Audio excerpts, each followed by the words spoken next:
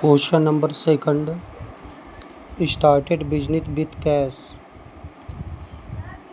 1 lakh.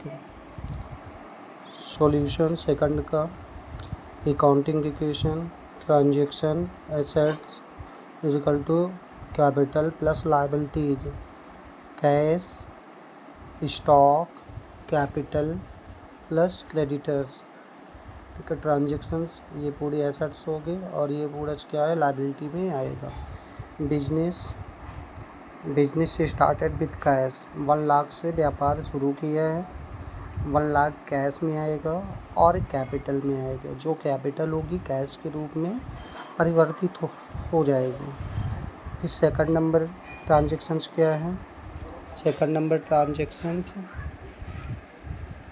Purchase goods for cash 20,000 से, purchase goods for cash 20,000, goods purchase for cash, नगद माल खरीदे हैं तो कैश से 20,000 माइनस होगा और स्टॉक में 20,000 का गुड्स क्या हो जाएगा, कम सी हो जाएगा।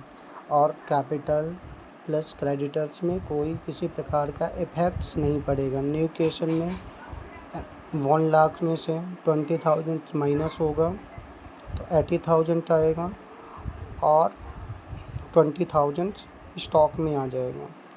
न्यू क्वेश्चन में कैपिटल 1 लाख आएगी और लायबिलिटीज अभी कोई ट्रांजेक्शन्स नहीं हुए तो 0 ही रहेगा।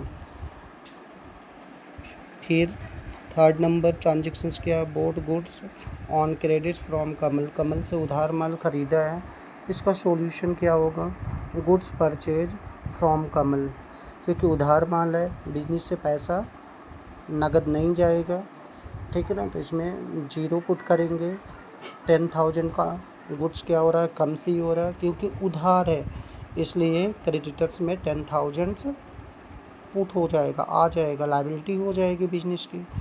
न्यू क्वेश्चन में 80,000 कैश का बैलेंस होगा और 20,000 प्लस 10,000 दोनों प्लस होके 30,000 स्टॉक का होगा। कैपिटल में 10,000 1 लाख एंड क्रेडिटर्स में 10,000 आएगा।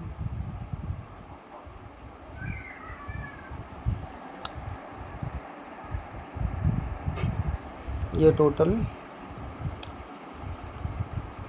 अकाउंटिंग इक्वेशन के एसेट्स प्लस लायबिलिटीज का योग आएगा।